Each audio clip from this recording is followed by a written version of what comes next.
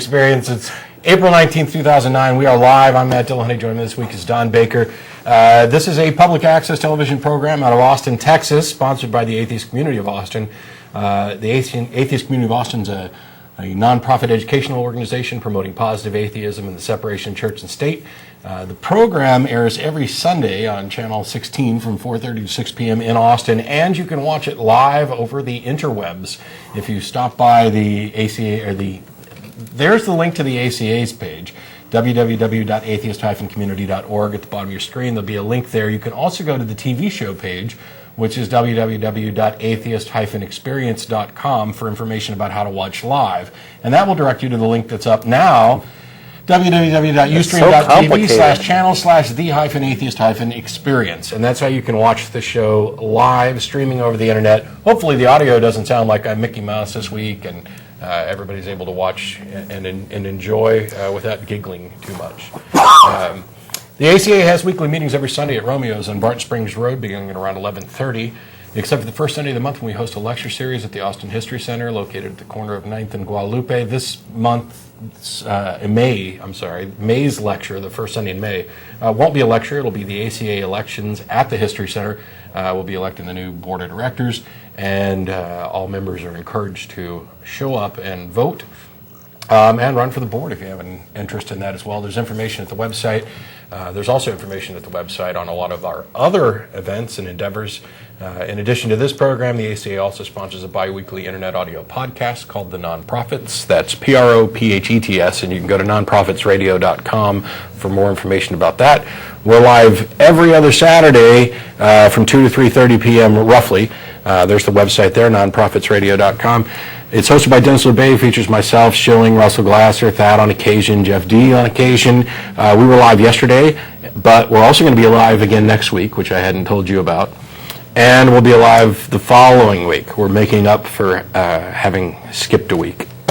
So for the people wondering what the hell's been going on with the Atheist Experience, you know, I haven't been here in, I don't know, it seems like almost a month. And well, last week was Easter, and Russell hosted with Jeff. And the week prior to that, we were preempted by the Mormons. So it's been 3 weeks. The show got preempted by the Mormons, and then I had my week off. I took my 40th birthday on March 31st and went up to Penn State to speak to the Atheist Agnostic group up at Penn State, and I talked about that a little bit yesterday on the Nonprofits, and we may talk about that a little bit more in the future. I had a great time, and highly encourage other people to get out and participate with other atheist organizations. And so, but I'm not going to pimp myself out for the entire announcements. In addition to the media outreach stuff and the lecture series, we also have a number of other events, including Atheist Happy Hour every Thursday at the Dog and Duck Pub, beginning at around 7 o'clock. And after this program's over, everybody involved gets together for dinner. We're going to Threadgill's at 301 West Riverside Drive. The address is at the bottom of your screen. Any atheist or atheist-friendly person is welcome to come to any of our events. You do not have to be a member to attend. If you're coming down to preach, proselytize, or provoke, please don't. We'll have a telephone number up shortly, and you can call in. The number's going to be posted. The way this works, for those who aren't familiar, is we say hello, we give our announcements, then whoever the co-host is talks about something. Don's got something we're going to talk about a little bit today. For the people watching live here in Austin, we're keeping a line open for Austin folks because I want to keep local interest in the show. There are people calling in from all over the world to talk about all kinds of things, and so when you see the number up on the screen, then you'll know that it's a good time to call, and that way you won't have to sit on hold for 20 or 30 minutes. For anybody who doesn't get through on the telephone today or doesn't want to, you can email tv@atheist-community.org. That goes to myself, the co-host, people behind the scenes. We cannot possibly answer every email that comes in, although we've tried, and we've done a pretty decent job, but we can't do it. But I do read all of them except for the ones that are eaten by a spam filter. So the best way around that is to, in the subject line of the email, include like AETV or NPR for Nonprofits Radio or something like that. And then we're more likely to get it. In addition to all those events, the ACA also sponsors a blood drive that we do at a regular interval, street cleanup, part of the Keep Austin Beautiful program, and we're collecting food donations if you're coming to one of the events and you've got some canned food to bring along, you can give it to any board member that's at the event, and they'll make sure that it gets to the right people so that it's distributed. We do all kinds of stuff. Yeah, we're mostly an educational organization, but we do a lot of other things on the side. We party more than any A lot of fun social education. activities, yeah. I don't even know if there are any other announcements that have to be made. I think we've gotten everything out of the way. So what do you got for us today? Well, today, I wanted to talk about kind of some of my personal experience. You know, I work at 6th and Congress, which is right in the center of downtown Austin, and it's kind of a hub of activity.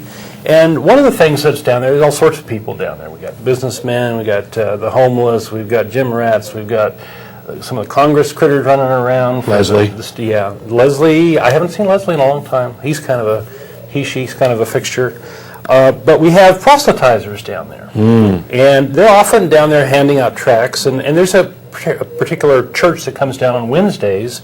And they're there and they have their fire and brimstone. And most people walk on by, and that was the reason for the song. But and you can train yourself to not hold out your hand when someone's giving something to you. So you can you can not accept the tract. You know, there's no reason to be impolite to such folks. I mean, they're down there exercising their free speech rights, and that's perfectly okay and perfectly fine, and that's part of what makes our country great. But why are they there? Well, they're there to give you a problem and to sell you a cure to that problem. So the problem is that you're an evil, wretched, sinful person, and you're going to be tortured in hell. And the cure is that they're going to, they're going to try to get you to join their church so you can be saved, and these sorts of things.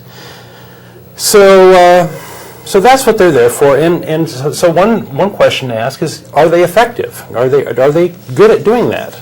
And the answer is really no. I don't think they're very effective at getting people in their church. They're kind of taking an approach like spam, where they're trying to get the message out to as many people at once, and if one or two people join, then it makes their effort worthwhile. But generally, people know why they're there. People know that what they're selling is religion, and they either have a religion or they don't need it, and so most people aren't buying. Most people aren't doing it. So, if they were there with a real solution or useful knowledge, then why would they sort of be peddling it on the street corner? Why wouldn't it be sort of be common knowledge or something that everybody would realize was something good? And the answer is that it's false. What they're selling is false. The fact that the sky is blue doesn't need a marketing committee, doesn't need people down, pushing out pamphlets. And so, and if there was a God, there would be no debate. There would be no need for all these different religions. Everybody would just say, well, okay, well, whatever. That's just part of our fact of life. So most Christians know that proselytization works best with a captive audience. That's one of the big problems down there is they don't have a captive audience. People can walk on by. So preferably, you want to have not only a captive audience, but an audience in need. And so the title of today's topic is, Jesus loves a captive audience. And why is that? And so I claim that the need for a captive audience is so that you can get this message across to people who are basically unreceptive to it, don't have a need for it, and don't really want it. And so, and by doing that, you're able to, potentially bring into bear some other things like religious or emotional manipulation and these sorts of things. So they're doing this because what they're selling has no real value. Reason must be sabotaged, and in a weird way, the seller, the people promoting this stuff, benefit more than the buyer. For the religious leaders selling this stuff, they're getting their livelihood paid for, and for the followers, they're getting kudos within their church, or they're getting extra brownie points that are going to send them to heaven or whatever. And so a captive audience is more easily. A needy captive audience is more easily manipulated. Well, I wanted to talk about, this is actually a very big topic. I would like to talk about a couple of different ways in which religions, especially Christianity, uses captive audiences. One is by manipulating social protocols, and I'll talk about that. A related one is ceremony, and using ceremony to have a captive audience, co-opting institutions, and finally manipulating desperate situations. So those are the four things I'd like to talk about. Maybe I'll hit a couple of them and we'll take some calls. How about that? Okay, sounds good to me. Does that sound good? Break it up a little bit. I wanted to try to keep it short today. It's tough for me to do that, but I'll try. So social customs. Well, if you're exchanging pleasantries on the street, well, people tend to use that to pass out a tract. These people are friendly for a reason, because they want to give you their religious tract, right?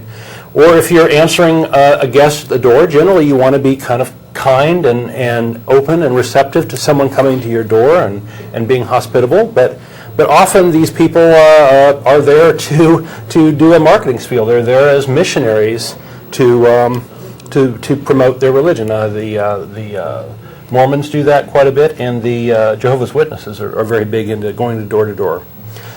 The pleasantry of chatting with coworkers is sometimes used for witnessing. Having a play date with your kids and other kids often involves them in getting shuffled off to somebody else's church. I've even talked to some people who have written the TV show where they were involved with group therapy for divorce, and that was co-opted for proselytization, for a prayer. And so, I invite the callers to call in and say, hey, this thing happened to me. This is a funny situation I was in where proselytization happened. Give us a call and tell us. Let me talk a little bit about ceremony. And pretty much every ceremony in the United States is co-opted to push religion. Pretty much. It's an overstatement, I'll admit. But if you're having a birth, or you're having a baptism, birth is eventually followed by a baptism. It's a ceremony to indoctrinate, but bind the child to the church through the parents. And growing up, you have confirmations, which is a purely religious ceremony. You have graduations, which are often co-opted for the sense of, giving off prayer. Marriage ceremonies are definitely big times to proselytize. Go raise kids for the church. That's just, and death. Funerals are another big one. I went to a funeral recently where, half of the funeral was about you need God. It was a big advertisement for God. Because someday you'll be in this box. Someday you'll be in this box.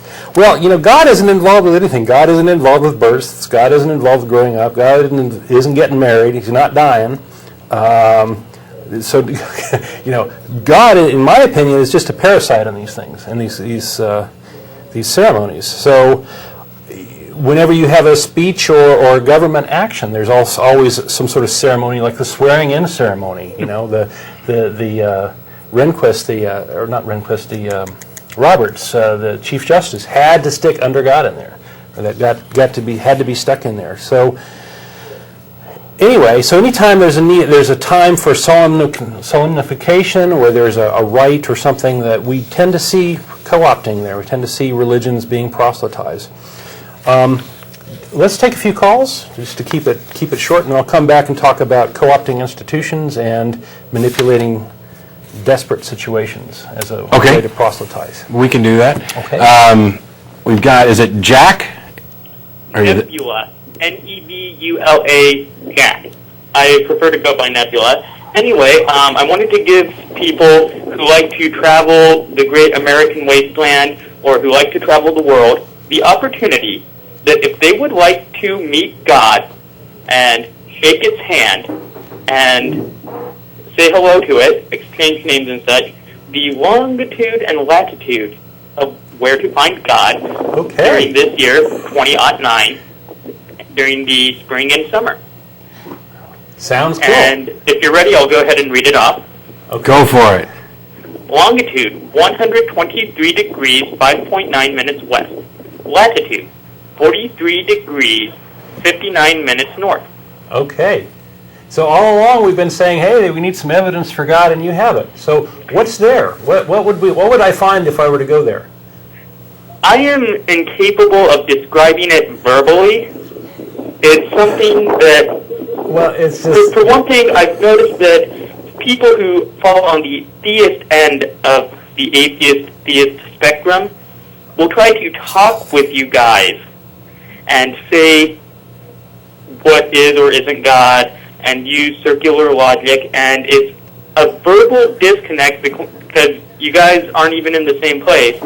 We agree. And And you thought this was a better approach? I mean, I would rather show people what God is, because it's not something that I can contain verbally. It involves, pointing at things and saying this and that, and actually showing them. Well, now, if you said if we go to this lawn, we can actually shake his hand and exchange names, so obviously we have some kind of concept of what's there. Yeah, now hold on here. Well, first of all, I did not say his hand, I said its hand. Its hand. Second of all, that is something that I would say you would be able to do. So there's something there, and it's an it, and it has a hand. Yeah, we have our crack tech guys behind the scenes dialing this in on Google Video right behind Google Maps. Google Maps. Hello? Yes? Okay, I was hearing a little bit of static. So anyway, and this is some offer I'm extending to your viewers and yourself, Matt. I've watched the show a lot on the YouTubes, and you seem like a really cool, witty guy, somebody that is a really neat person. And if you were to feel inclined to make a trip out to Eugene, Oregon, I'd treat you well, show you the best restaurants, show you the best bars, and we could go what just my definition of God is. And we could go just south of Eugene to that lawn to visit this God. Yes. Okay, I'll keep that in mind if I'm in the Eugene area. Thanks, Jack. Sorry, Nebula. By the way, Matt, can I say one more thing real quick before I go? Sure. Okay, somebody who was talking on the phone during the pre-show mentioned the church headed by Fred Phelps, and I would like to say to Anonymous of the Internet, the Westboro Church really is a great target and an excellent opportunity to further extend IRL protest of Anonymous of the Internet. Okay, thanks. All right, thanks, man. For those who don't know, Anonymous is the group that is going after Scientology, and while I fully support their goals, I'm not sure that I fully support every little thing that they may have done tactically. And I don't know that it would be a good idea I'm kind of with Don. Fred Phelps is an attention seeker, Yeah. among other things. If you were to go down to stage a counter protest of a Phelps event, I don't know that you'd actually be doing that much good. You may just be getting them more publicity. However, they're going to get publicity either way. Don had suggested what some groups have done is have benefit fundraiser type things, like for as long as they're protesting, we'll offer free beer, and donate proceeds go to some charity.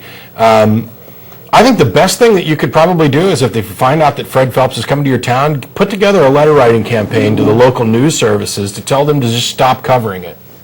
Don't give them any press, and we'll see how long they keep doing it.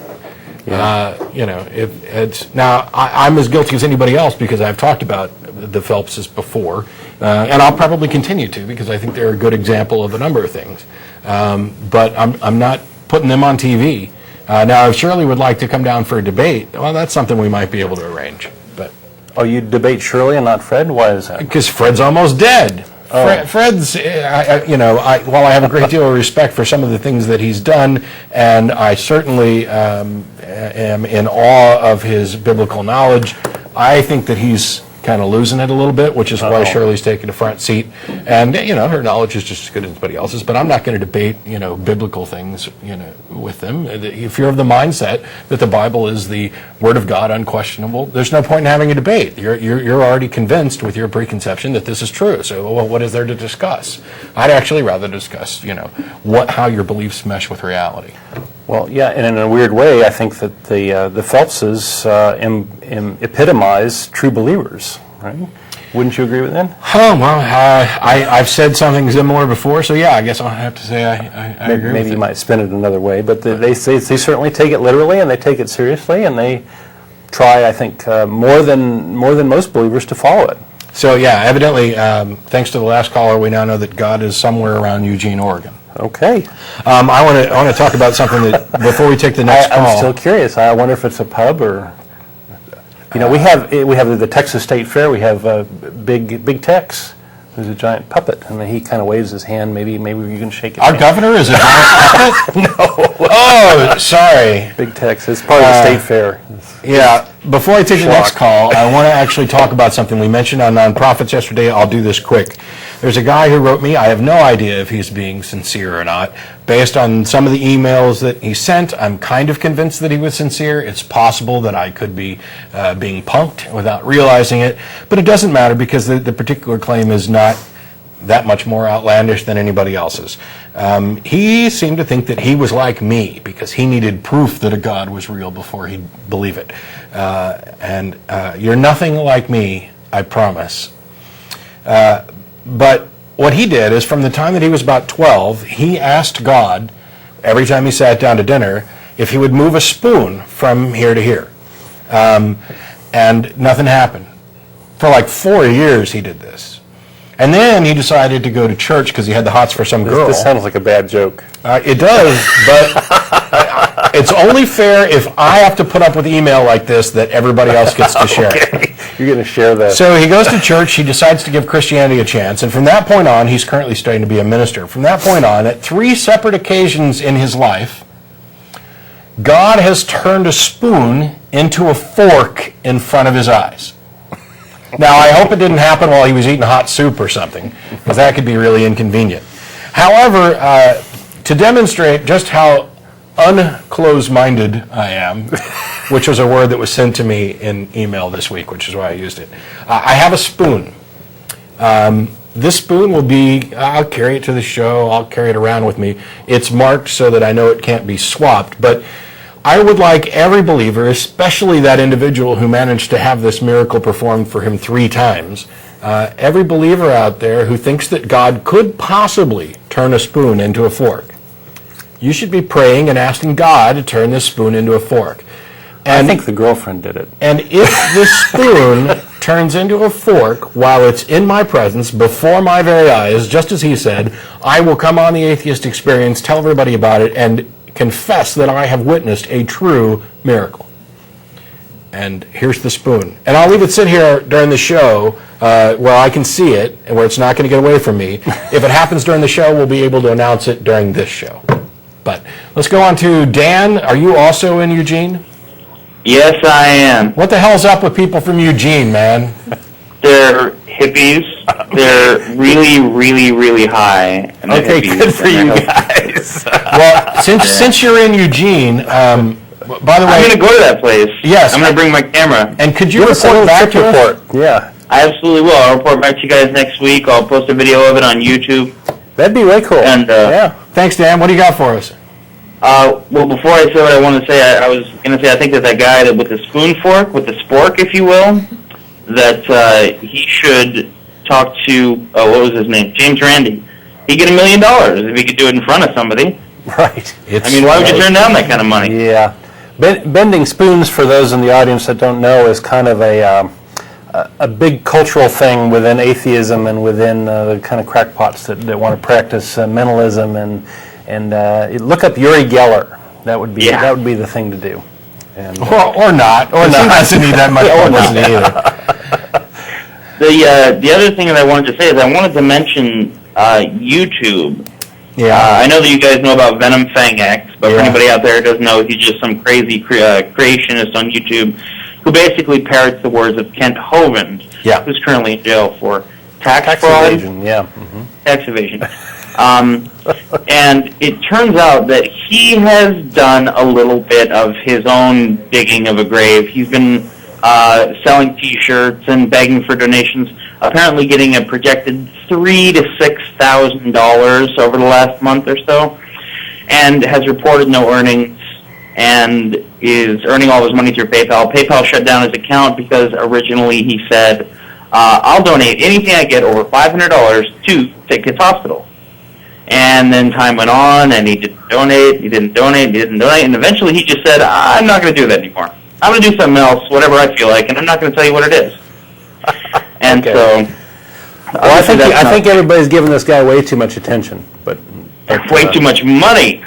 Okay. Yeah, I'm starting to think that I'm going to start producing my own little YouTube series, just short clips, maybe a 30-second rant, and at the end of it just say, "Send me money." You know, my car's broken. I could use it. You know, what's up with that?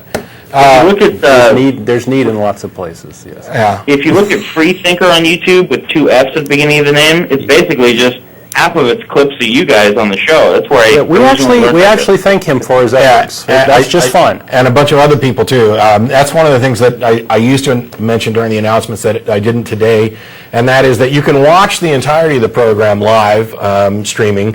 You can also watch the entirety of the program uploaded to Google Video currently, but you can see clips from the Atheist Experience on YouTube, and those clips are supposed to and supported by fans. They are largely responsible for the increase in popularity of the show, and I got nothing but love for the guys that did that. Yeah, we have a license that sort of encourages that. So that's now if they're making money off of it, then they're in violation. Yes, then they're in violation. No, I'm sure. Because we're not making any money off this. I got off on a little bit of a tangent, but what I wanted to mention was Tony Powell. This guy, Tony. Yeah. Have you heard about the Tony guy with the murder-suicide? Yeah, he's crazy. Okay, I heard everything from creationists claiming he's not Christian because he committed murder, he's not Christian because he committed suicide, he's not Christian because his parents weren't Christian. Christian fallacy. And I even heard a guy say that he was just doing satire. VenomFangX distanced himself, calling him, "Oh, he's not a real Christian." That's not what I taught, because they're trying so hard to distance themselves from this guy. Yeah. I was hoping you guys might want to touch on that, and I'll take my answer off the air, and I appreciate your time. Thanks, Dan. Appreciate it. We actually talked about Tony yesterday on nonprofits, and I don't want to rehash everything we talked about. The guy was mentally imbalanced, and while I don't I don't put the blame on religion, as in religion didn't cause him to kill and a young lady and commit suicide. We did point out that religion is a contributing factor, and that it is a huge problem in the sense that, and Schilling made all these good points yesterday, and I'd recommend anybody that wanted to find out more about it, listen to yesterday's Nonprofits, because Schilling made good points. But the crux of it is, if you've got somebody who's schizophrenic, the last thing you do is expose them continually to fantasy, to conspiracy theories and paranoia, anything else. Religion is preventing us from identifying quickly people with problems. The person who says, "Oh, the devil's really messing with me," I have no idea if they're speaking metaphorically, if they're being literal, if they're partially deluded by their religion, or if they're schizophrenic and completely delusional. That's a problem. But when you look at what Tony Powell was talking about, not only being a big supporter of VenomFangX, and I don't blame VenomFangX for the murders or anything, that would be silly, but religion conflated his problems. It contributed to his delusions and psychosis. And when you have a religion that teaches that women need to be subservient to men, which is one of the things that Tony talked about a lot, evidently, along with making fun of atheists,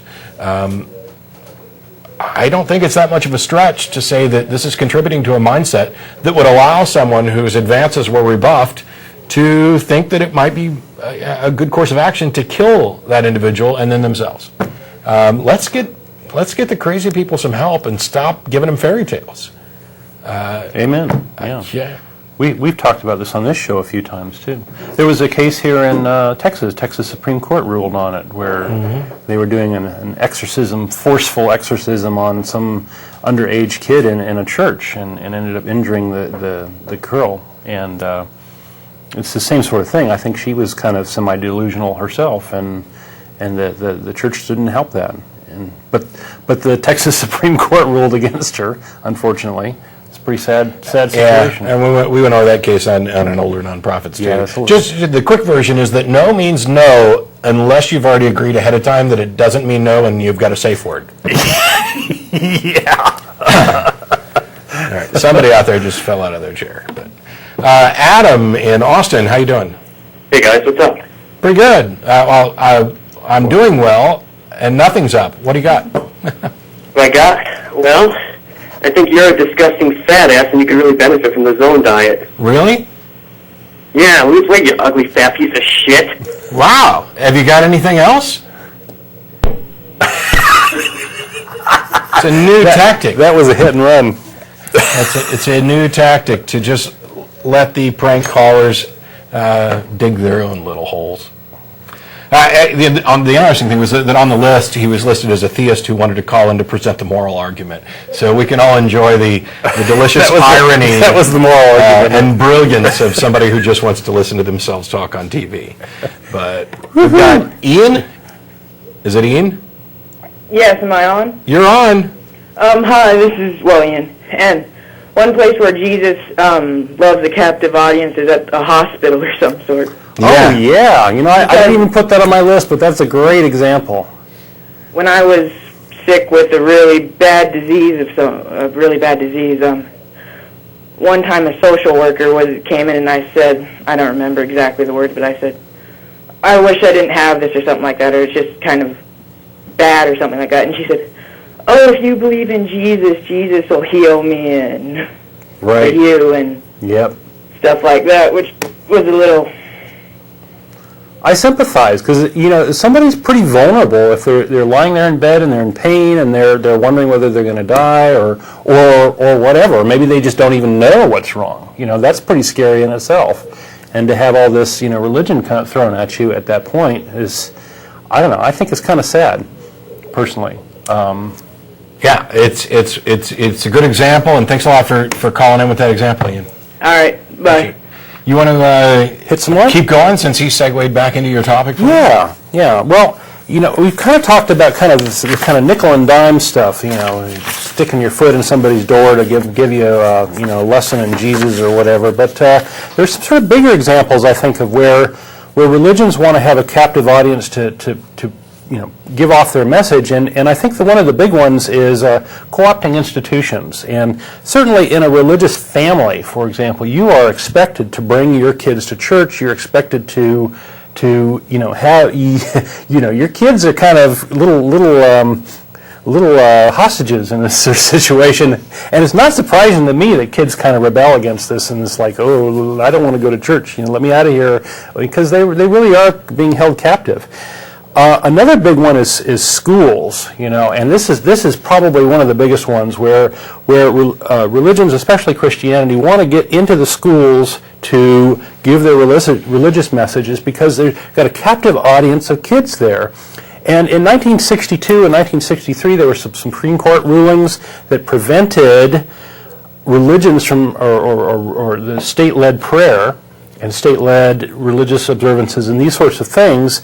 And this was like a big deal to the religious folks because they're saying, oh, you're removing prayer from school. God's been thrown out of school. Well, that's not the case. If God is omniscient and omnipotent, he's still there, right? And you haven't removed prayer. Kids can pray. Kids can pray in their own time and these sorts of things. What's been removed is the state-led version of it, which is effectively using the state to proselytize.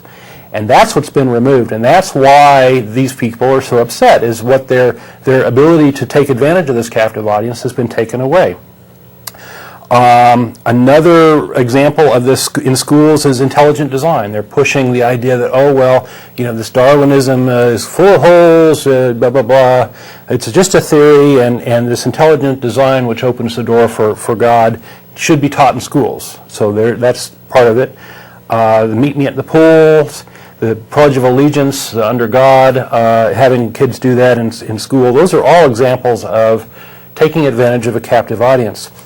Also in schools, you have athletics. You have coaches with their teams. There was a case here about 5-6 years ago in Santa Fe, Texas, about a coach using his team to proselytize. Athletic events like football games, that sort of thing. Another big one is the military.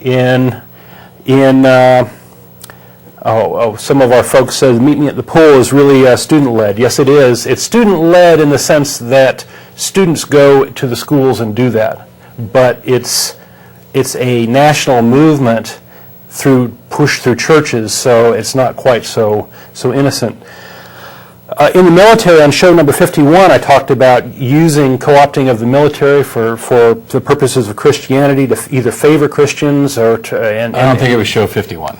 I'm sorry, 541. There you go. 541. This is 601. That's right, 541. 65 more to go before I destroy the world. Okay.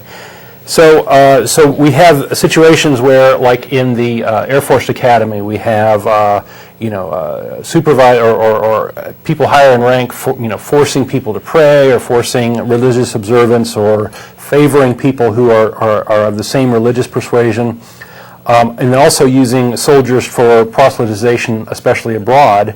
And the Military Religious Freedom Foundation is a group that's following this very closely, and if you're interested in that great topic, that interesting topic, that would be a good place to go take a look. Also, the Military Association of Atheists and Freethinkers are also on that case, although a lot of the military stuff is really kind of a particular brand of Christianity, and a lot of these sort of complaints about this sort of thing are coming from other Christians. Another place where we have captive audiences, we have, religions would really like to take over the government, I think. I think in their heart of hearts, they'd really like to do that. And we are always fighting church-state separation battles, and where they're trying to get their motto, God in the Pledge, National Day of Prayer.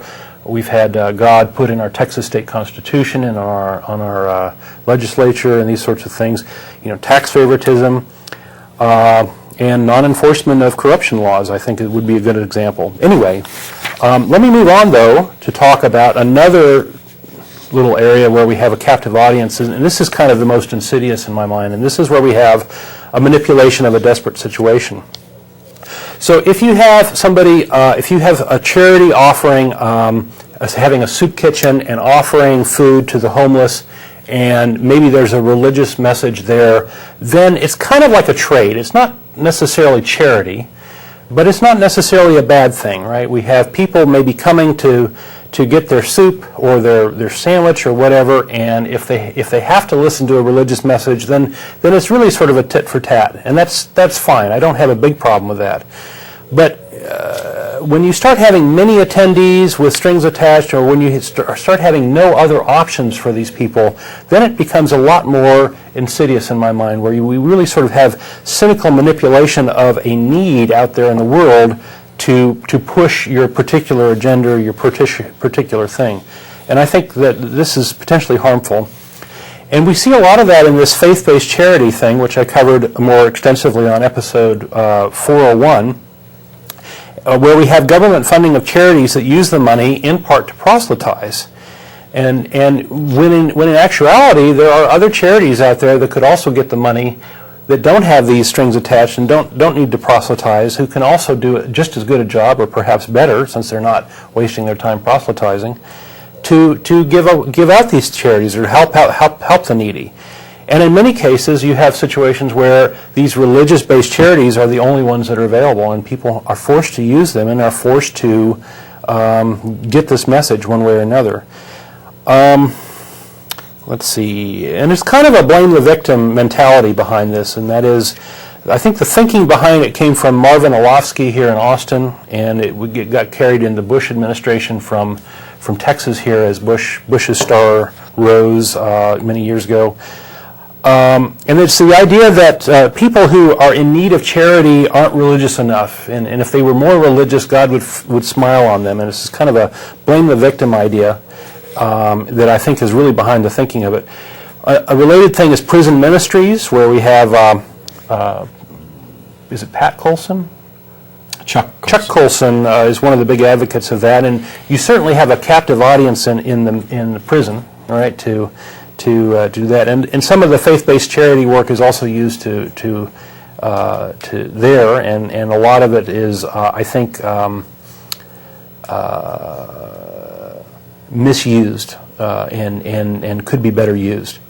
I've talked on episode number 409. I talked about AIDS relief funding in Africa and how it was shanghaied by James Dobson and Franklin Graham. Some of that money used to basically pump ideology to AIDS victims, and they actually ended up sabotaging, I think, a working charity effort there, an education effort, because, and this is something they actually admitted to, because they saw there an audience of people who could receive God's message, and they thought that they would get involved in that. And so you ended up with a sort of a situation where the poor people who are sick either have to kind of convert to get the medicine, or they end up, sort of being left by the wayside. And I think that's very cynical. Well, what about creating desperate situations? Well, we certainly had, many years ago, we had the Inquisition, where we created a captive audience of people who could be converted by, the people who were infidels, ended up being, tortured and such to extort a religious conversion out of them. And I don't think anybody today would think that this is a good thing. But today we still have people creating these sorts of things. I think that many policies promoted by Christianity actually increase the level of poverty, in the sense that they're sabotaging education and they are promoting, in many ways, the creation of children that may or may not be wanted, or may not be, where the parents may or may not be able to really properly take care of them. So to wrap up, a captive audience is still helpful to market a religious belief, even now. And so if evidence and truth were on the side of Christianity and these other religions, then you wouldn't need to find a captive audience to do that. I mean, it would be easier to make converts. So in effect, the manipulation of these captive audiences are an admission of a fatal flaw, as far as I'm concerned, among these religious people. They have to do it in order to get their message across. Checkmate. So that's it. Well, cool. We're going to go ahead and take some more calls. We've got 45-ish minutes left in the program, and after the show's over, everybody involved in the show gets together, go to Threadgills. They'll put the address back up on the screen shortly. Whoever was on line 2, we lost line 2, but they'll have the number back up for you in a second. Don't hang up, though, because you don't know what line you're on. Only I know what line you're on. We've got Art. Hey, guys. Are you there, Art? Yeah, can you hear me? Yeah, how you doing? Good. How you guys doing? All right. Pretty well. Point I want to make is something I've been thinking about for a while. It doesn't really fit in with your topic, but I hope that's okay. That's all right. No problem. There's something that I think believers get a free pass on too often. And as I'm sure you know, the Catholic Church says that it's the one true church and that other churches don't have the means of salvation, and the Baptists say that the Catholics are all going to hell, and the Mormons, et cetera, et cetera. But I think that often when people call in, the dividing line is, well, I've got salvation, and the response is, well, theism is a crock, and the Bible's a crock. But another strategy might be to say, well, which salvation do you have, and how do you know it's the right one? Right. How do you know that your particular brand of salvation is the one that works? And if you hit them with that, I'd like to see what some people would say. Now, of course, a lot of them would just pull one quote out of the Bible, God so loved the world, blah, blah, blah, and that settles it. Like, let's forget, looking at any other quotes which might contradict it. But I'd like to see if there's any kind of reasonable response aside from... There's not. We've done it before. I mean, it's done it that way in some of the old shows, and I mix up how I'm going to ask stuff. But yeah, there is no, or at least I have yet to hear a good response. Well, I think I know a little better way of saying this, and that is, I think that the religious institutions themselves want to be exclusive. So I think that the Catholic Church absolutely does say that, and the Baptists do actually say that, and so on. But I think the individuals calling in, there seems to be an attitude of religious tolerance, which can be a bad thing in the sense that if you sort of tolerate BS, or you tolerate the bad things other religions are doing, I don't think you should be tolerating those things. But I think that the average sort of workaday Christian basically thinks everybody's going to heaven and whatever. They don't get a big thrill out of somebody else not going to heaven necessarily. I mean, some of them do, but I don't know if that can be said about the average. No? Okay. I've hung out with a lot of average Christians, and while they would prefer that everybody go to heaven, most of them do not believe that everybody is. Oh, okay. So maybe it has more to do with the company where they don't necessarily. But just to take the point. Just to take the point one step further, if someone were to say, accept Jesus, be saved, just say, well, okay, which one should I accept? If I accept the wrong one, according to what, the leaders preach, I think you're right. Most believers would say, okay, any variant is fine. But the leaders disagree. The leaders, condemn each other's religions and say, well, if you're not, the right brand, you're going. They'll all tell you that they have the truth, that they have the revealed truth of God or whatever. Right. So what it comes down to, if someone wanted to accept Jesus and be saved, they've still got to spin the roulette wheel. Yeah. They've still got to say, well, I'm going to go with this church, and whatever they pick, some other Christian church is going to say, you've made the wrong choice. Yeah, I actually had an idea for something that I never got around to doing to deal with Pascal's wager and the many problems with it. And that was to have right behind me a big wheel that I could spin. So when somebody called in to talk about Pascal's wager, et cetera, you could just say, okay, well, you pick your religion, I'm going to spin the wheel, we'll see which one comes up right. And then I was actually going to rig the wheel so that once they said that they were Christian, it would come up Christian, and then move it out of the way and slide in the next wheel with all the different denominations of Christianity on there to see if they were still willing to play the game. Right. Yeah, that's good. Anybody steals that idea, I'm coming after you. All right, thanks a lot, Art. Appreciate it. Thanks. We've got in Jacksonville, Florida, Matthew. Yes, I'm on the air. You are. You are. Hello, Matt. How are you today? I want to start off by saying I'm a big fan of your show. I'm not particularly religious. Okay, I'm going to put that out there right now. I am. Me neither. Good on you. I don't think any worldly religion would lead us to the truth, and I'm going to say that right now. I'm going to say that bluntly and sharply, and I'm glad you're talking about what you're talking about today, because here's what I'm saying.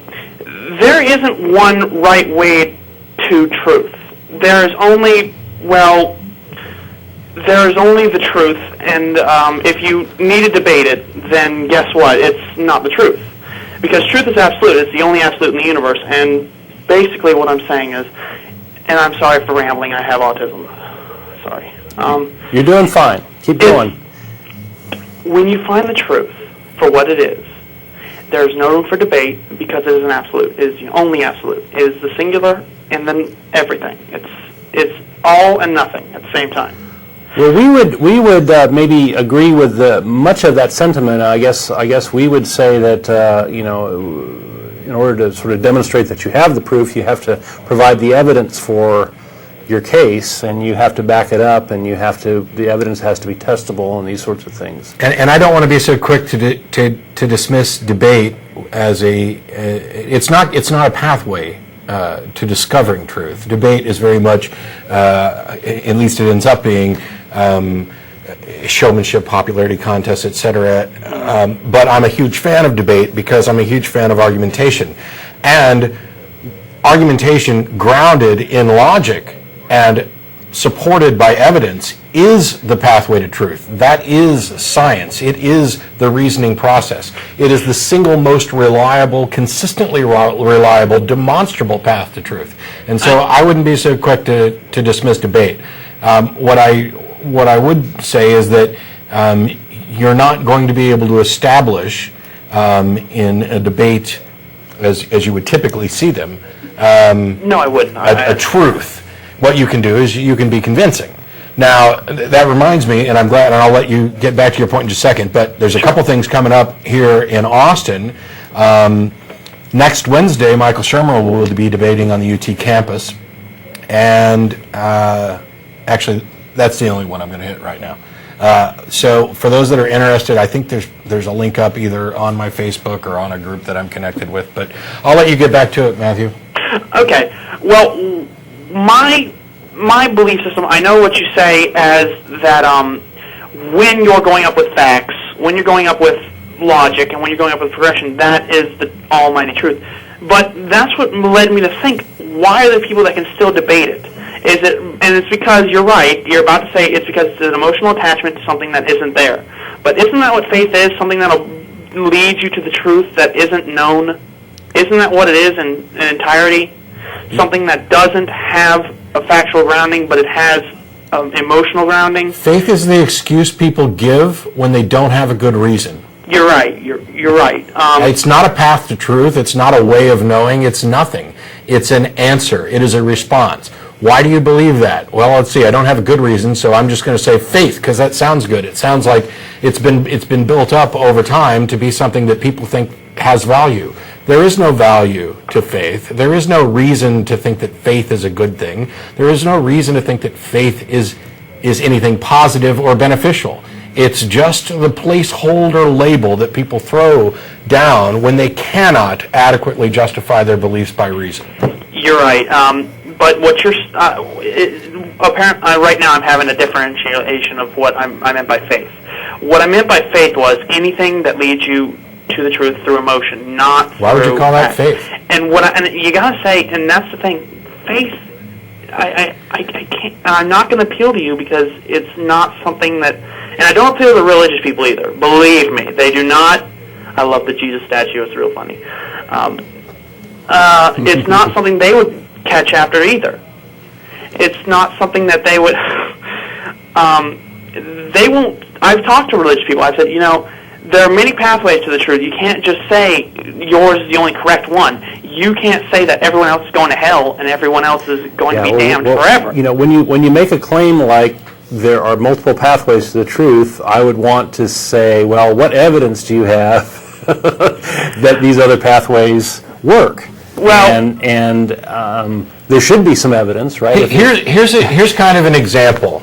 I'm gonna show you a pathway that is going to get you to the truth 50% of the time. Mm-hmm. Mm-hmm. I'm flipping a coin. Call it. Heads. You're right. It's heads. Look, hallelujah.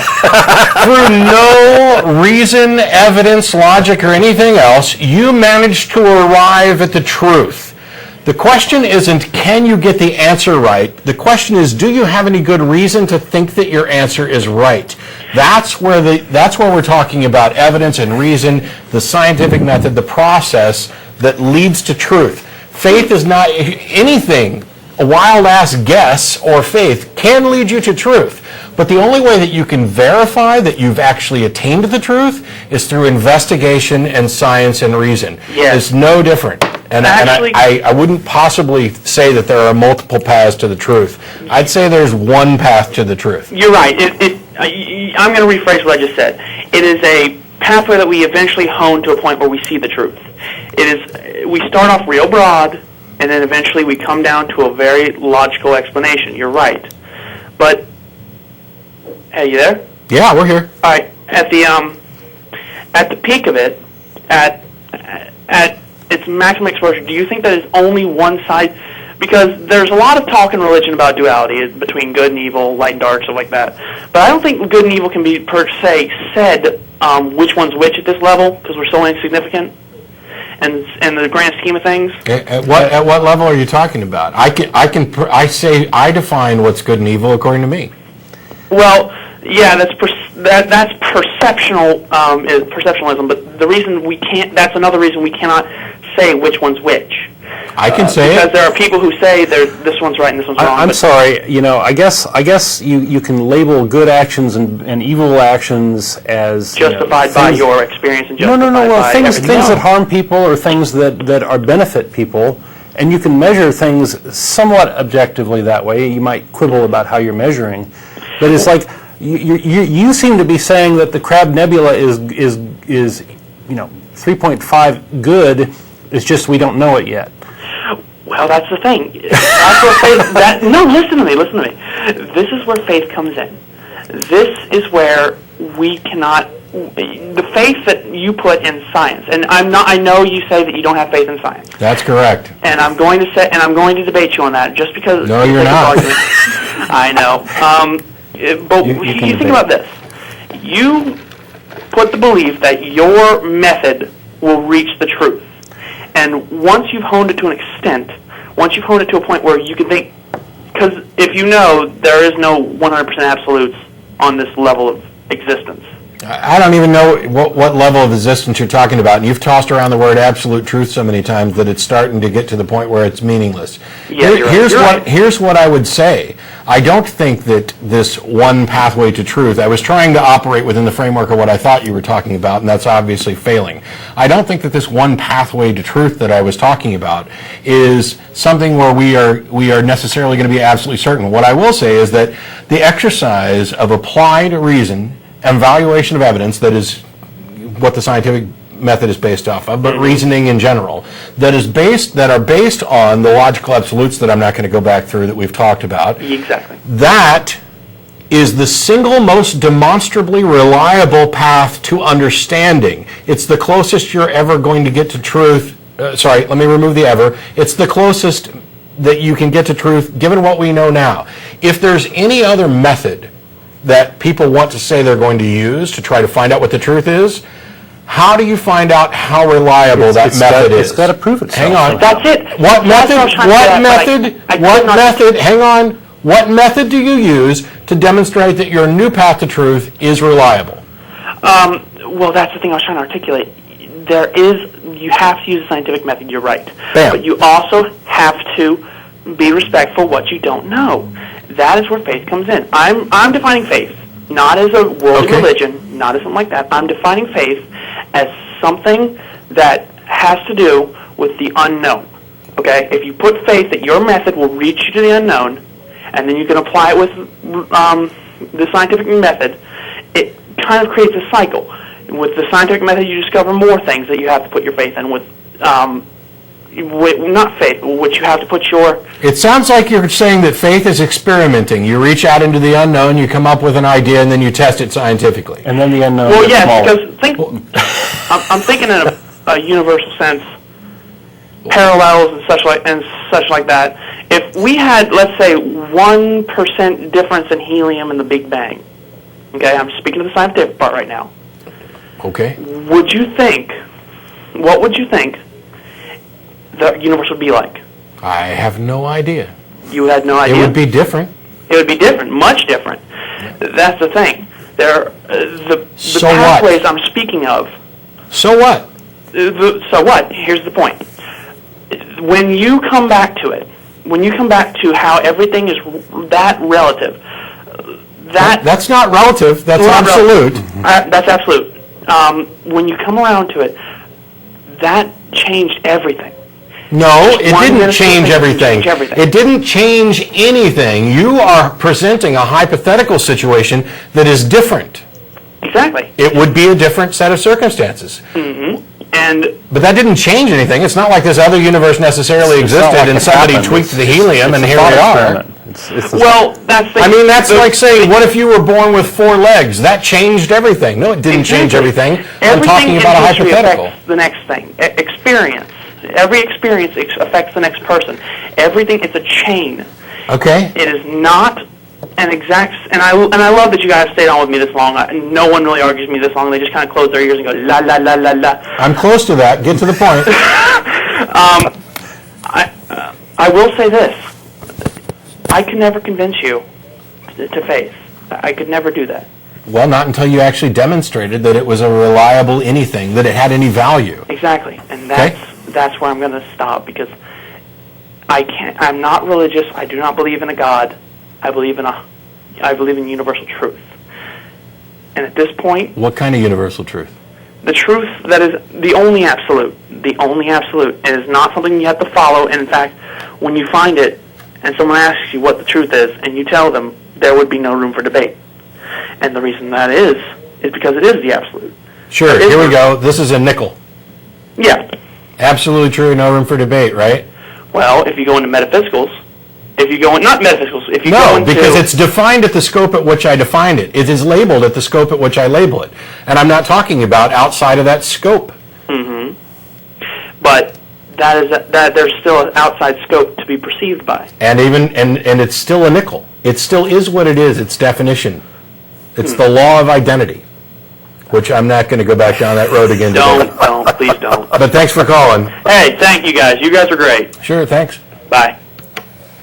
La la la la la.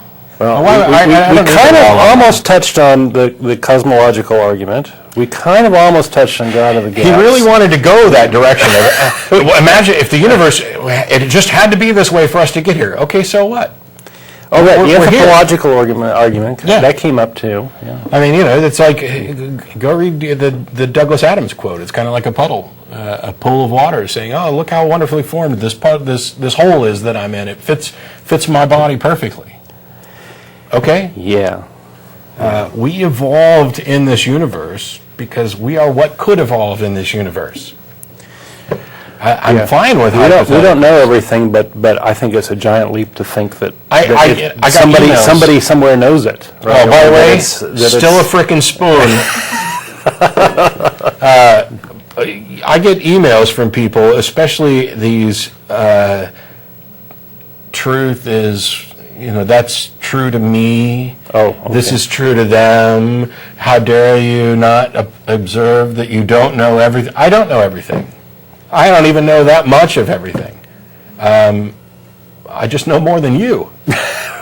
Or call us up and set us straight. Seriously, if you're in that truth is, this is true to me thing, then I know more than you, in that, with regard to that one subject. I mean, this isn't just me having fun and being arrogant. I'm talking about something that's relatively important, and that is this New Age metaphysical crowd that wants to talk about how, look how little we know. Yes, there are tons of things that we don't know and we don't understand. And so what do? Well, we investigate, we explore. That's how we got to the point. That's how we got to the point where we know what we know now, by investigating, by not accepting dumbass answers like lightning bolts are Zeus's tools. Somebody said, that really doesn't impress me that much. Let's go find out what it is. And it's that investigative process. So and I think even Matthew would agree that that's how things work. So what exactly is this argument or appeal to faith and a spiritual search and, let me navel gaze for a while to find some hidden truth? First of all, you need to have a good reason to think that the activity you're engaged in is likely to lead you somewhere productive. I had a guy email me this past week, I kid you not, who was saying, I find value in the pursuit of spirituality, even though I don't think because I'm looking for the answer to why are we here, and I don't think we'll ever find the answer, and if we ever do find the answer, I don't think we'll understand it. Now, I'm not dismissing the value of investigating, the value of thinking about these things. What I'm saying is that you are in a position where you don't think there's an answer to be had, and even if there is an answer, you don't think you could understand it. You are, by definition, wasting your time. What value is that? I mean, you might as well just be sitting around doing nothing. If you're, and it's not just a matter of, I hope that I'm wrong and I'm going to find something. I mean, there are valid pursuits there. Well, you don't know. We should be investigating prayer and psychic claims. Yeah, we should. We have. And if they demonstrated any reliability, the first thing is if you find out that prayer works, and by the way, prayer can be effective in some situations. I said it here on the Atheist Experience, and I'll be happy to explain. When you find out that prayer works, then you go the next step and you say, okay, why does it work? Does it work? Can we find out? Is there some kind of supernatural intervention? Or is there some other explanation? And the example that I've used before is if you're trapped in a cave-in and you pray, you may live longer. But it's not the prayer that's doing it. It's the fact that you've calmed down and you're using less oxygen, which allows you to last longer. That's the level at which we need to analyze something. We look at it first and say, does this work? Does it provide any benefit? Is there anything there? Is there any there to this claim? And if we find out that there is, we investigate why. We may not find out. It may be the case. For example, we're not completely sure why the placebo effect seems to work, but it does. And in some cases, we'll make use of that. It's a good thing. It's a negative test case, essentially, with which to compare other things. When you look at, for example, 12-step programs, which we talked about on Non-Privates yesterday, and I won't go down that whole road again. The thing is when you investigate, the best data that we can find shows that you're just as likely to be released from your addictive problem whether you go to a 12-step program or you don't. It's almost identical. It's almost flatline.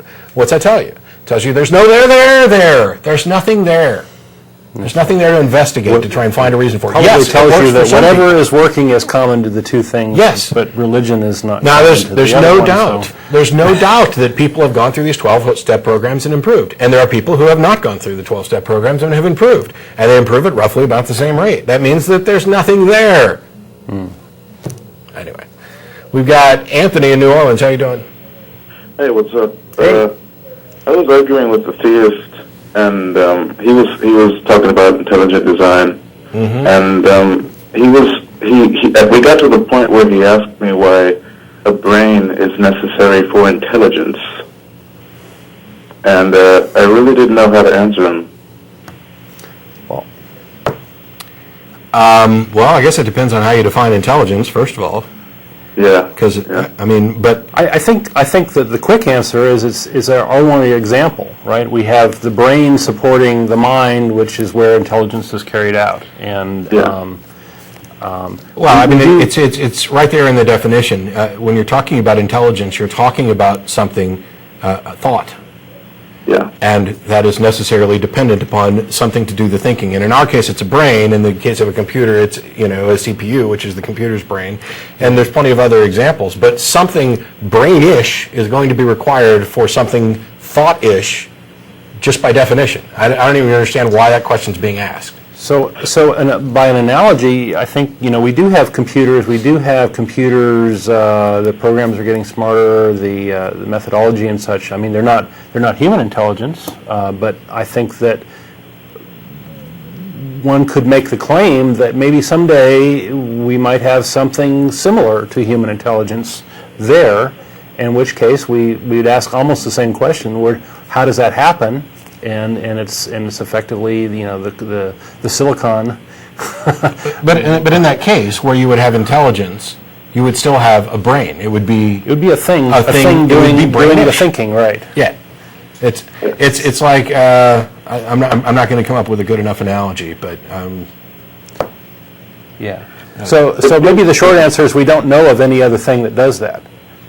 Yeah, that's what I was saying. I was saying that he was basically sort of anthropomorphizing, you know, whatever sort of created the universe, and it seemed like him asking that question kind of destroys the argument in a way, because isn't that what they're basing the argument on, the intelligent design argument? Well, he would probably want to make the argument that you can have an intelligence without a brain, and that intelligence might be God. That's probably where he was going with it. Yeah, I think so. Yeah, I suppose so. I've heard that sort of thing before. It's still something brain-ish. I mean, intelligence is thought, thinking, and we do that with our brains, and perhaps somebody else does it with something else, but it would still be a brain from, you know. I mean, and why are we hung up on the English labels for this? Why? I mean, really, what we're talking about is somebody has labeled something. Get past the labels. Why is a thinking device required for thinking? It's the dumbest question I've heard this week, and I've heard some doozies. That's what I thought. I just didn't understand it. The other thing he was saying was that God is that which brings order out of chaos. And that one, I wasn't sure. I would file that under... So God is entropy. Redefining God, you know. Huh. Okay. No, that's the other word. The devil would be entropy. He seemed to be referring... He was talking a lot about the laws of physics, and... it's been a while since I did heat transfer. That would have been the order, I suppose. What's that? He said he was talking a lot about the laws of physics as being order. Yes, I find it very amusing, the number of intelligent design people who start talking about physics. Mm-hmm. Yeah, he was a physicist, apparently. He's actually, my regular physicist is not here today, so I won't be answering any physics questions. Okay, cool. Thank you very much, guys. Sure, thanks, Anthony. Thanks, Anthony. Yeah, normally Mark's here, and it's like my... He doesn't stick his neck out very often. Oh, he writes stuff down for me on occasion. Oh, does he? Oh, yeah. Mark is, and as soon as like some Who Wants to Be a Millionaire, where you ask the audience for help? Well, yeah, he's my phone a friend. As soon as somebody calls in with some kind of physics, quantum mechanics-y type question or thing, and I can just look over at Mark, and he's like, no. We got Benjamin in Jacksonville, Florida. How are you? Good. How are you doing? I bet you emailed me this week, didn't you? I emailed you on Friday about the Christmas trees in the city. I was wondering what you thought about that. I don't know if you read the whole email. Why don't you recap us so that the audience knows? Give us a quickie version of it. The city pays for a very large Christmas tree to be in the center of the city, and they also have like a big event with newscasts and public school choirs and orchestras playing and singing Christmas carols, and they're not really like secular Christmas carols. They're like Holy Night, you know. So I was just curious what you guys think about that. I'm not too bothered. I wasn't too bothered either. I was just trying to get here's the thing.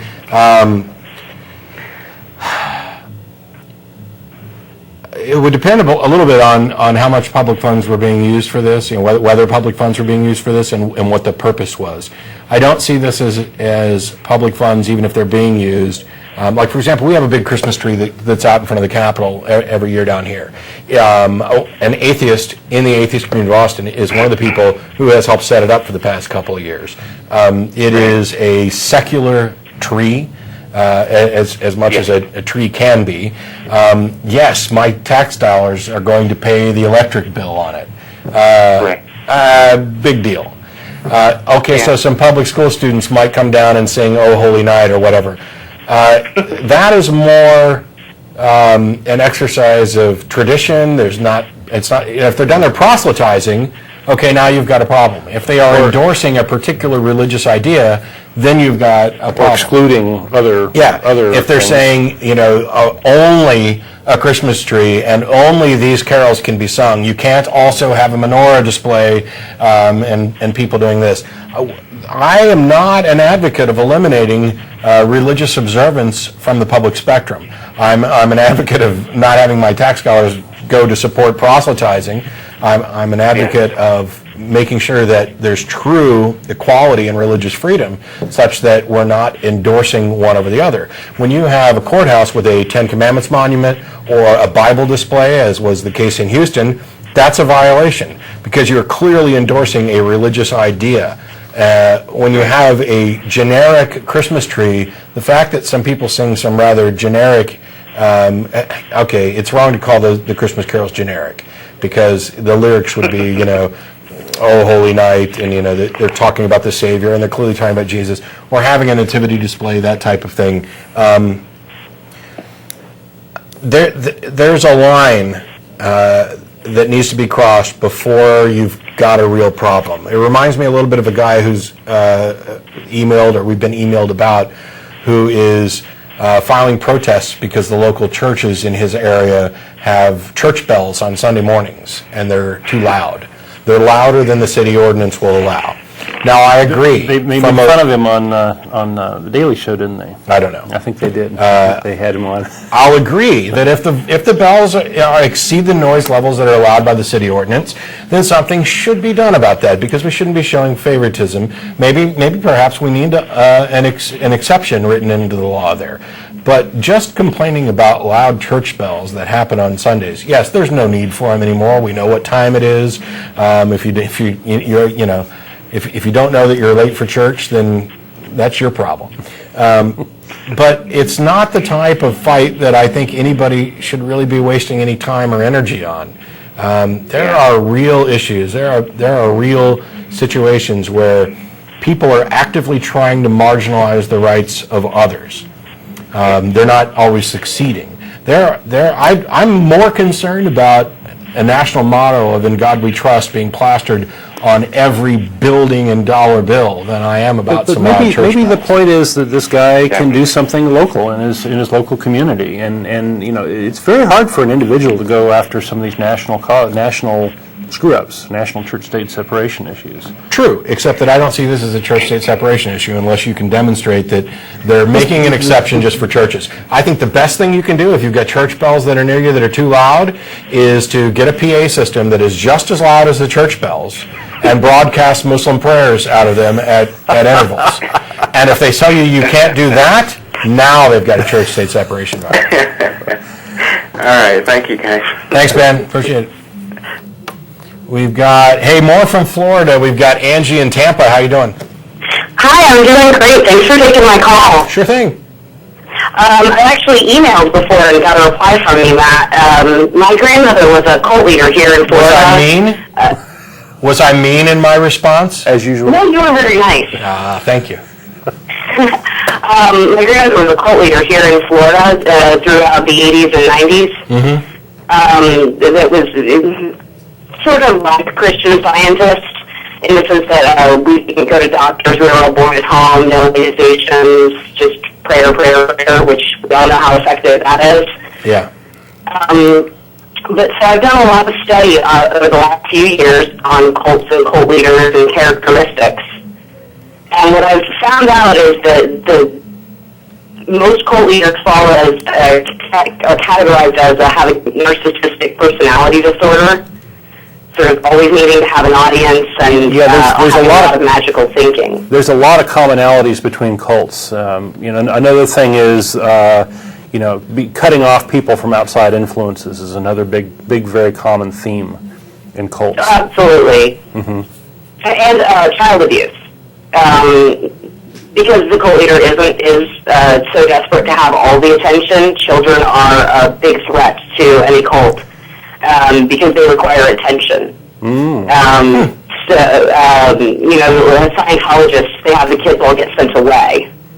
FLDS, they marry the children off at a very young age. Things like that, not allowing children to experience childhood, putting undue adult burdens on them.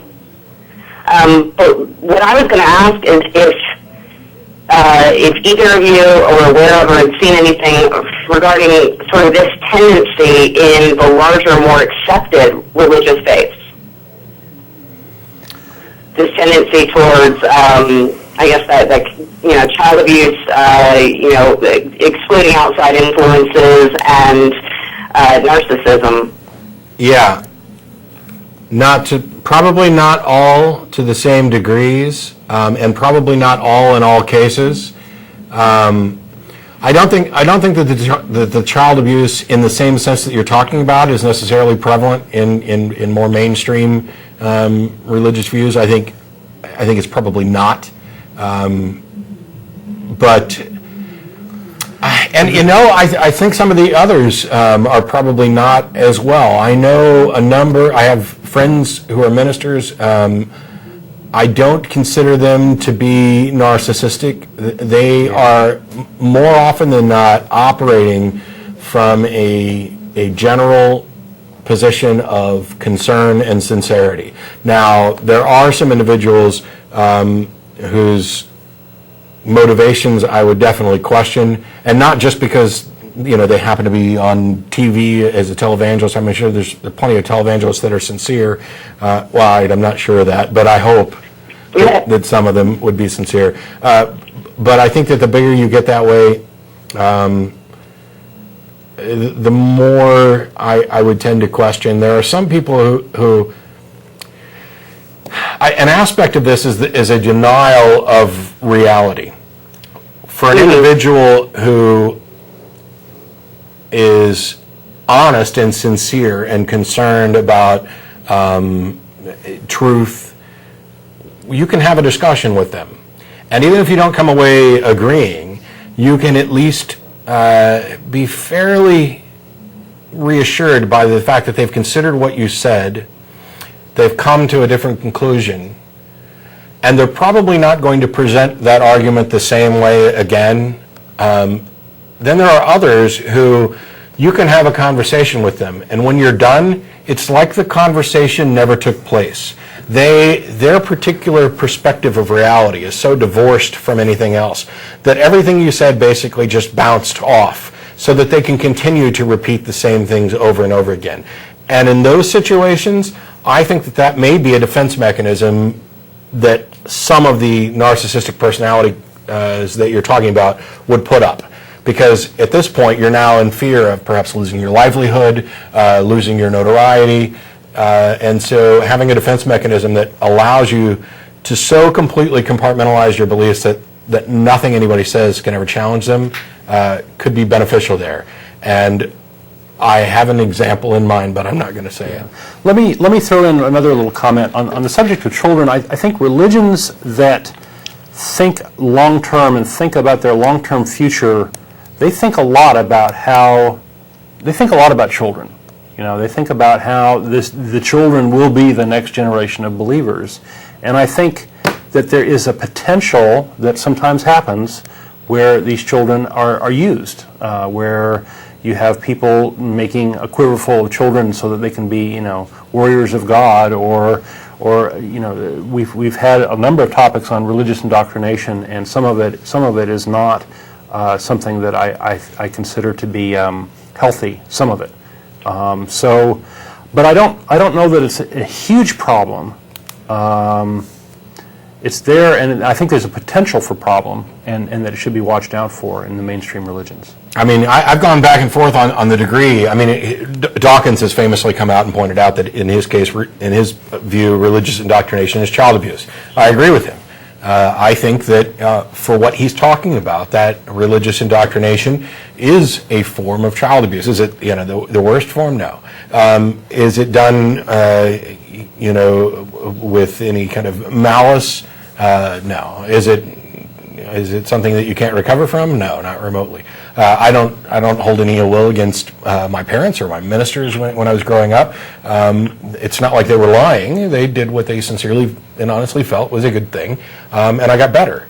Now, I'm hardly an example of religious child abuse, not at all. I had a great childhood. I was in a loving home. I still love my parents. I have no problems in that area, despite the fact that we have different cultural tensions, beliefs. There are certain things that don't get discussed, but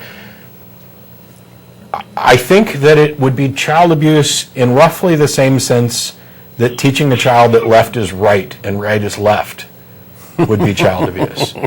Eventually, they're going to come into conflict with reality and other people who think that right is right and left is left. Yeah, that was really painful for me once I started attending public school. Yeah, and either this is going to cause a big problem, which in some kids it will, where their worldview begins to shatter. Who do I trust? What's true? What's real?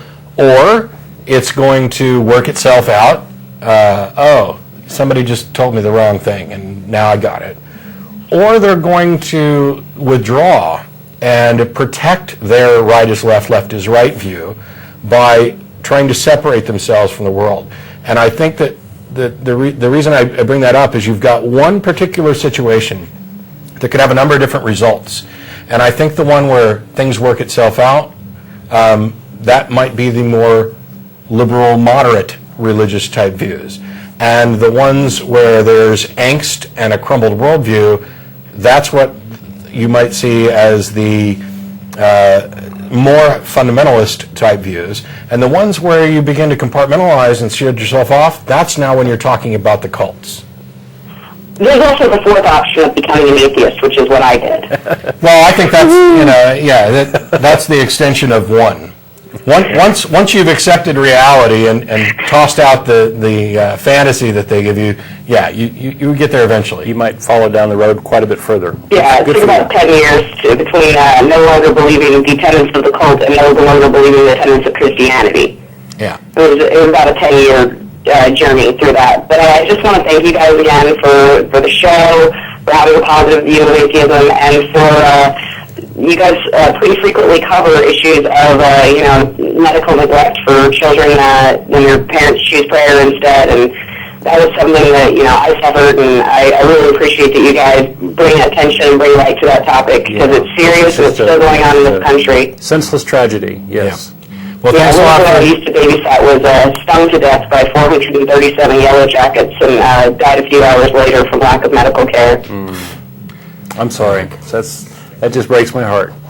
Well, I appreciate you writing and calling in, Angie. It's nice to hear from somebody who's been in one of the worst situations and recovered. It kind of gives us hope for other people, so that people ask, well, why do you do this? You're not going to convince any fundamentalists. No, I'm probably not ever going to have a single conversation with some extremist fundamentalist cult member or even fundy generic Christian type and have them leave the conversation an atheist. I don't have any delusions that that's likely to happen. It's a long path. Yeah. But I would like to think that the information that we get out, the discussions, they provoke thought, they make people think about what they believe and why, and that in the long run, people do leave these religious Yeah. indoctrinations. I've done it. You've done it. I've We received have the emails American from people Religious who've done it. Identification Survey that shows that. And religion is changing, and that's one of the things that the study shows that we already knew, which is religion changes along with the time. But thanks a lot for calling, Angie. I appreciate it. Thank you, guys. Bye. We only got a couple of minutes left, but George is calling from Greece, so he gets to come on. Hello. Hi, George. Hey, Matt. Hey, Don. Nice talking to you. Yeah. We just finished having Easter here. Yes. The Orthodox Easter was Sunday. It's just really to have it. But I want to talk about something else. I was listening to the other guy before who was talking about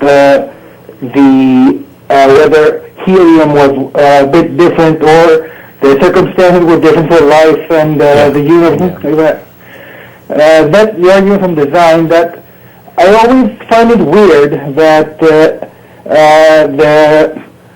person making the argument is saying that there's no way for life or existence to exist if something was just a tiny bit different, yet the alternative is that before this, or whether it was anything else, there was an intelligence and a mind that existed regardless of whatever this universe is like. Yeah. I found that totally, so they think that, It's a frustrating argument, right? Because in my mind, the big assumption there is that these things can be varied, and in many cases they're talking about the charge on the electron or something like that, and we have no reason to believe that such a thing could be different, right? Yeah, and George is actually pointing out a bigger issue, though, and one that I don't think we've ever really addressed, and I'm really grateful that you brought it up, because it's something that I've heard about before, but we never really hit on it, and that is that if you set aside the design argument for a second, they're saying, well, if this were different, if this were different, if this were different, life would come out different, or life wouldn't exist at all, etc. And yet, in spite of their view of this hypothetical, they have this concept that there is, no matter what reality is, and a mind that could exist that is controlling all this. And it exists irrespective of what the factors are. And I think that's actually a really good point. Yeah, I didn't quite catch that, but that's brilliant. well, that's it, because they're saying that life couldn't exist if something else. Well, you think it does. Yeah. It does no matter what. Oh, but that's a special life. This is life. Yeah. So then we get into not life. the special pleading territory of, oh, my God is outside the universe. It's physical, but not conceptual. Yes, okay, so you're saying that life can exist outside of matter, life can exist outside of matter, so what's so special about this place? Yeah. And hey, on that note, I got to let you go because we're out of time. I appreciate the call. Thanks everybody for calling in. We'll be back again next week, and there's a nonprofits next week. You're welcome to come down to Threadgills as long as you're not come down to be nasty. Theist, welcome to as well. There's a list of the crew, and I bet they might show themselves. Woo! Hey, by the way, still a spoon. Still a spoon. What about next week, Matt? It's going to change next week.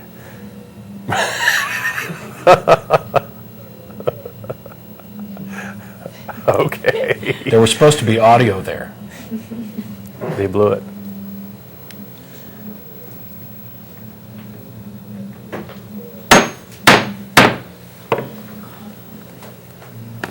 Tony in Minnesota, you're on the after show. Hey, how's it going? Good, how you doing? Pretty good. Two comments for you, and I'll go quick because I know you guys don't have a lot of time. Yeah. First off, the guy who knows where God is in Oregon, he's wrong, actually. God is in Hungary. Oh, yes? Yeah, I did a Google map on it. Okay. That stuff's never wrong. So, second thing, I had to comment about the guy on faith, and I don't disagree with the idea of faith. I think it's a semantic thing, and I know, Matt, you're kind of big on that. They're just all words. But I don't think faith is a strictly religious idea. I think faith is, it can be used for non-religious ideas too. Oh, sure. I think we got that. I think it's, my phone is jingling because I just turned it on. I think it applies, anywhere that faith applies, I think you get religion or something like religion, like superstition. Because basically you're talking about an unjustified belief. Right, and I think the idea is, I'm not against faith. For instance, I've never been to the city of Seattle, but I have faith that Seattle exists. I don't have faith that Seattle exists. I have a reasonable expectation based on evidence. Okay, But it isn't faith. There's plausible faith and there's non-plausible faith. I don't think any faith is plausible. Well, if something's plausible, yeah. you're not exercising faith. We tend to use belief as the larger set of things, and faith as something that you might believe without justification. So perhaps we should have gone through definitions during that call. That might have been a good thing. I think we're on the same page as the caller, but maybe not the same page as the audience. Well, see, there are things that I believe and things that I don't believe. All right? So now let's look at the set of things that I believe and say, why do I believe them? If I have a good evidence-based reason, or a reason that is based on sound argument that's based on evidence, then there's no reason for me to make any kind of appeal to faith. I don't have any beliefs that don't fit that category. I specifically went out and expunged them to the best of my knowledge. There may still be something that I believe without good reason. It's a conscious thing. And I watched Josh Whedon, who's a big hero of mine, recently getting an award. And he talked about faith, and he used a completely different definition of faith. And he made a rather humorous point that there are those of us who believe in the good of the human nature, and that's an exercise of faith because we're actually believing it despite evidence to the contrary. And I appreciate that. That's denial. I like that. But when somebody says, well, you don't know for sure, that's the argument. That's what people do when they say you have faith in something. Their argument is you don't know for sure. It's like, well, you don't know for sure that chair is going to hold you up, so you have faith that the chair is going to hold you up. No, you're right. I don't know for sure that this chair is going to hold me up, but I have a reasonable expectation because I sit in this chair every week. Now, I also understand that my trust in this chair could be misplaced, that somebody could have messed with it, or that maybe my fat ass sitting on it for so many weeks has weakened it to the point where it won't hold me up anymore. I understand that I could be wrong, and I'm not asserting that I have absolute knowledge. I have a belief. It may turn out to be wrong. It is, in my estimation, justified. Okay. So, well, I think we agree. It's just a definitional thing, and I think most religious people would say that. Yeah, I think so. Faith is just the fact that, hey, I don't have all the answers, but I have some answers, and therefore I'll fill in the rest with faith. I think you can do that for things that seem plausible, such as I believe in the city of Seattle because it seems like a plausible idea. I know that there's buildings that exist, roads that exist, people that exist. Yeah, and that's the thing, is that you've analyzed what it takes for something to be plausible. And in your case, you're using plausible as a substitute for I have evidence and information to back this up. Yeah. So I think it might just be a definitional thing then. So. Well, that particular caller was talking about all the stuff that we don't know, right? So we're definitely in this other realm of. I think I might be taking too many shortcuts because I get so many mails and calls like this. The second somebody says anything remotely like, let's think about all the things we don't know, I already know at what level this guy's thinking and what they're going to talk about and what point they're going to do next. That only comes out of the mouths of people who are trying to come up with we don't know everything, therefore anything is possible, metaphysical, let's investigate stuff. My beliefs that you might think are irrational aren't really irrational point of view. And okay, I understand you don't think they're irrational. I do. And if you want to convince me otherwise, then you have the burden of proof to demonstrate why I should consider those things rational. Yeah. Right. Yeah. So it's a long experience with these sorts of arguments. Right? I got a buddy Christ. Here you go, Shelley. Yeah. Anyway, that's it. I appreciate it. We'll see you all next week. All right, Bye. Kill the stream. Okay, are we done? Done. Bye. Thank you.